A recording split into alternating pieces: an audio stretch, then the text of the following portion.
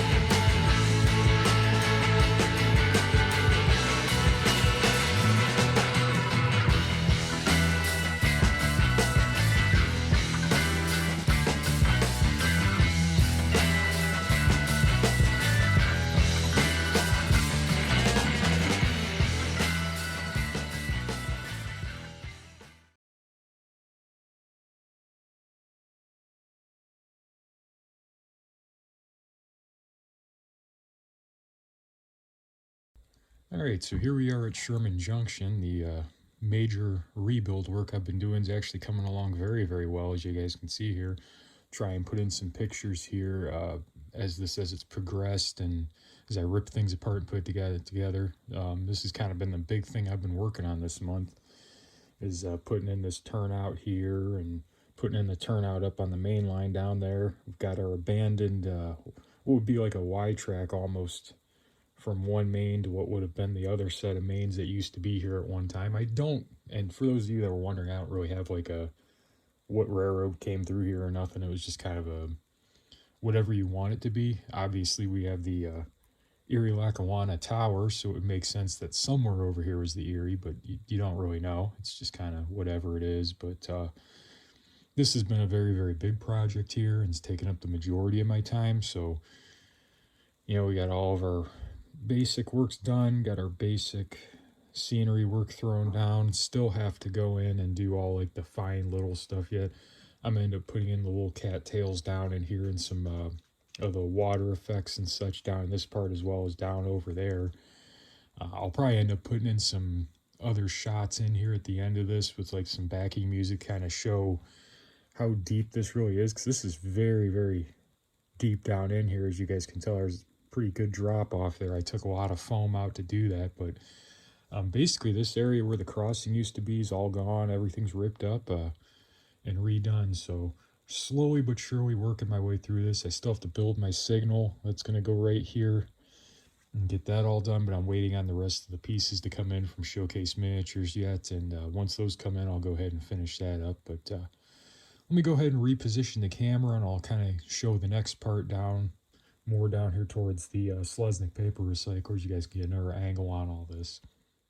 Alright, so here we are at the looking the opposite direction here. We're down at the end by Selznick paper recyclers, looking back towards Sherman Junction.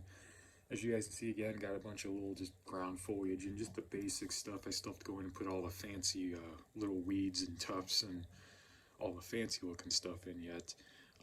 As you can see, I got my road roughed in. I'm still going to come back and put this AK asphalt terrain stuff here. Still got to put that over top, but I'm using this just ballast basically as a base coat, so that when I put the asphalt over the top, it'll kind of give it a little bit of a textured look kind of cool. I kind of wanted to try it out over here. I've seen pictures of folks doing it online. I thought it looked really good, so I figured, well, we'll give it a shot over here. As you can tell, we've got where our crossing got moved down to here. I went with an angle. Again, shout out to whoever's idea that was. I really liked that. And I plan on putting in some flashing crossing signals here.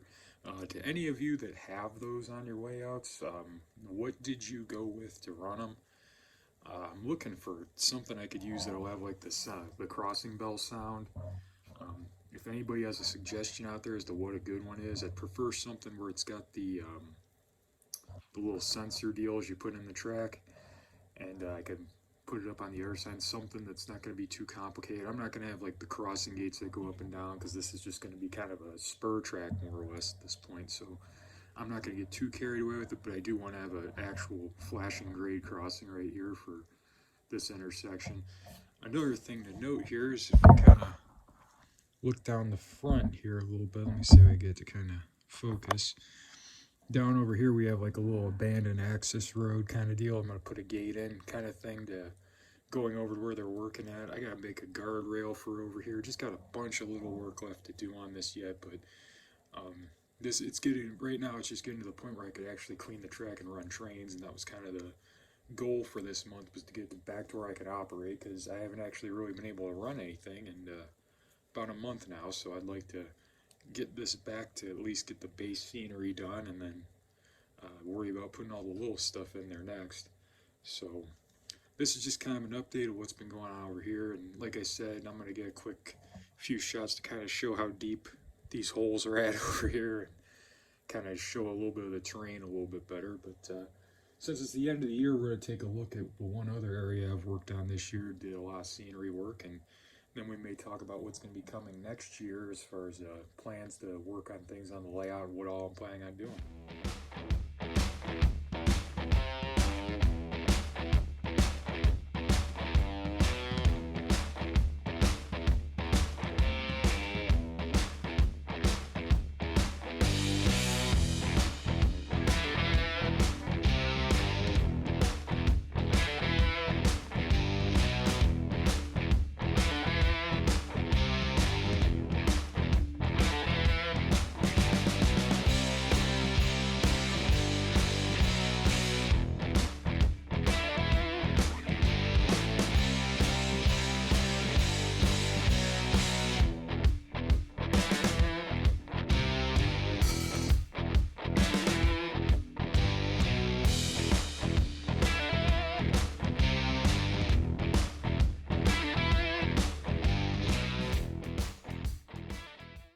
All right, in the spirit of the end of the year theme here we have our maintenance away shops here. This was a part of the layout that I did the scenery back in the springtime, right before summer. This entire corner down here, we also have the coal mine. It's abandoned over there in the back that I still have to weather. Still have a bunch of work to do over here yet as time allows. Just one of those things where like adding little details is one of those things I like to be in the mood to do instead of trying to force. So haven't really messed with all this very much. Just it's been a little bit of a crazy year thus far. I'm gonna go ahead and pan the camera over. Hopefully it doesn't make any goofy noises, but come over here. Of course, we got our signals. Those were a big project this year as well. It was very, very rewarding. I'm glad I did. We also did our entire yard area we finished up over here. So let me reposition the camera and kind of catch a quick pan of that too.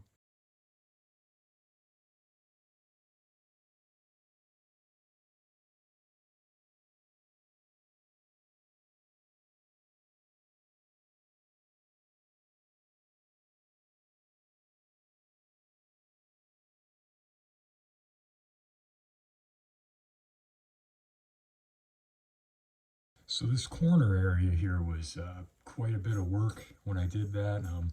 Really want to give a thank you to everybody that's watched the videos and kind of, you know, comments, subscribes, likes, all the fun stuff, because this corner was something that I didn't really plan on doing scenery on, just because I never really had the inspiration to do it. But with all like the attention the YouTube channel's got, it kind of gave me that drive to go ahead and kind of tackle this whole corner and make something of it instead of just having the base foam deal going on. So shout out to everybody that watches and all that. I really appreciate all the comments from everybody, and just kind of helps drive me a little bit to keep going and keep building and keep working on everything, because I'd like to be able to get video from different spots and not just keep showing you guys the same exact spot over and over again in every dang video.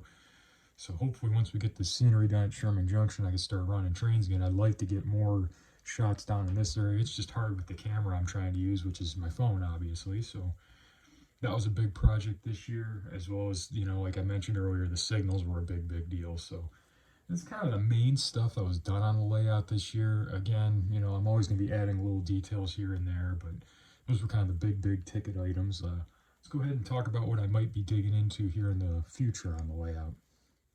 All right, so we're over here now on what I'm going to be calling the Sherman Connections, actually what the track's going to be called, that runs off our main line and comes in at Sherman Junction onto our inner track here that runs into our yard. Basically, this inside track here is going to be used a lot more now that I have that connection going in. And that's going to be a bit of a problem. I'm going to have to actually probably rip out this track from somewhere over in here all the way around the curve and redo it. I'm not quite sure why, but for some reason I have a problem with like 4-axle locomotives just derailing randomly over here. And there's no real rhyme or reason as to which ones will do it. Sometimes my Atlas ones do, sometimes my Genesis ones do. It's just really, really random. But then, for instance, I could run a Rapido B36-7 around here and it won't derail at all. So needless to say, with this track going to be used more, and especially because I'm going to be running some 6-axle power in and out of this, later branch line, I'm more than likely going to have to rip this track out and see if I can't redo it and maybe widen out the curve a little bit more to try and make it a little bit easier so I'm not having trouble with that, or just pretty much just put a new rail. Because I have a feeling that over in here possibly my rails might have come out of gauge when I was putting the track down initially, so I want to just rip that out and start over and just bite the bullet and do it, because it's a curve and it's just been nothing but trouble. So with all the other work that's went on the layout this year, that's going to be probably one of the next projects, and hopefully be starting in that sometime in February, I'm hoping. I'd like to get everything done at Sherman Junction first, get that all wrapped up, and then kind of move over here and tear into this nightmare. So those are kind of the major points of what's been worked on the layout this year and what's coming up. From here, we're going to run over to the workbench for a real brief what I've been up to over there, because I've mainly been working on the layout this month. So we'll take a quick look over there at what's going on, and that'll be all we got for today. All right, so we're back over here at the workbench now. We're going to take a quick look at some of the projects I've made some slow progress on this month. And we're going to start off here with the CSX 8040. This was a SD40-3 that originally I had painted in, oh gosh, I think this one was the B&O one I had originally painted, and I decided I wanted to kind of backdate it back to the CSX era, and went ahead and chose this number and this paint job. I've never been one to paint anything other than Conrail, so this was kind of a bit of a challenge for me, doing the yellow side and the yellow nose and all that fun jazz. And as you guys can tell, it's not perfect. I still have a lot of weathering work to do on this. It's going to be pretty beat up by the late 90s. So this one's just got the decals done on. Did all the lighting and all that work. And as you guys can tell, like, the cab doesn't fit on there perfect and the little stuff, but I give it all I got. Sometimes things don't come out perfect, and that's just part of the way the hobby goes. You can't get everything exact all the time. None of us are perfect, and at the end of the day, I'm happy with it. That's all that really matters. So there's the 8040. That's our first one. And next, this one I'm a little bit more proud of here, the 8091. This is the first locomotive I've ever done in the YN2 paint scheme. And this one I really, really liked how it came out.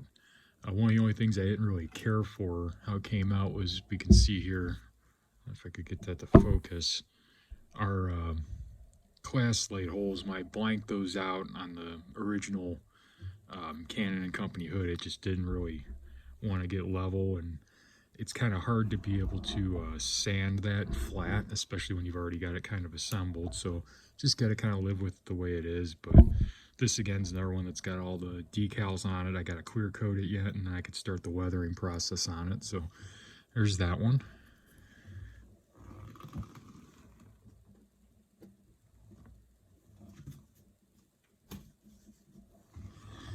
And one of my other pieces I've been working on this month was the rebuild of Conrail 8201. This is an Athearn Genesis model that I had weathered and done quite a few years ago.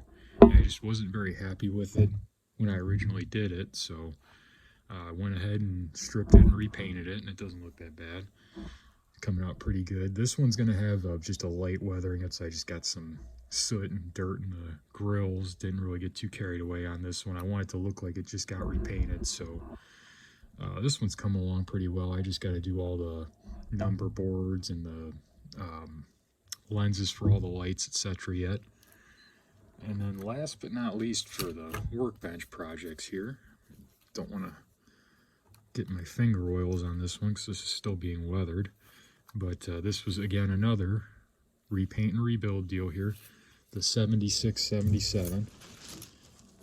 And for reference here, we actually have the original cab from when I originally built this one. Now, it's not going to look all that different here in the video, but when I originally did this, I didn't fade it very much, and I used oil paints on the roof. So this go around, I have a little better plan for weathering. I kind of know what I'm doing a little bit more. But this one's coming along very nicely. And as you guys know, I actually did, I hand bent the handrails on this, did all that fun jazz doing it. So this one's just in the slow, steady progress of weathering, just taking a little bit at a time. So I haven't really been in the mood to weather here lately, so just been doing a little bit at a time. So that's going to wrap up what I've been up to here in the month of December and our update for this month. Probably going to leave you guys with some clips that I had intended to make a video out of. I was going to do a new locomotive video on the scale train C39-8s. And unfortunately, the track on the layout's a little bit dirtier than I thought it was. So naturally, I went to record the video and got a bunch done. And when I started going to run trains, I just kept having the locomotives kept the sound kept cutting out and all that fun jazz. Like the keep alive wasn't getting enough juice because the track was too dirty. And with Sherman Junction being ripped apart as it currently is, I can't run my track cleaning train that I'd normally run to try and clean that up. So enjoy some pictures and a couple of like kind of running shots before they stalled out of the new scale train C39-8s. As always, thanks for watching. Have a Merry Christmas, a Happy Holiday, a wonderful New Year, all that fun jazz, and look forward to putting out more to you guys here in 2024.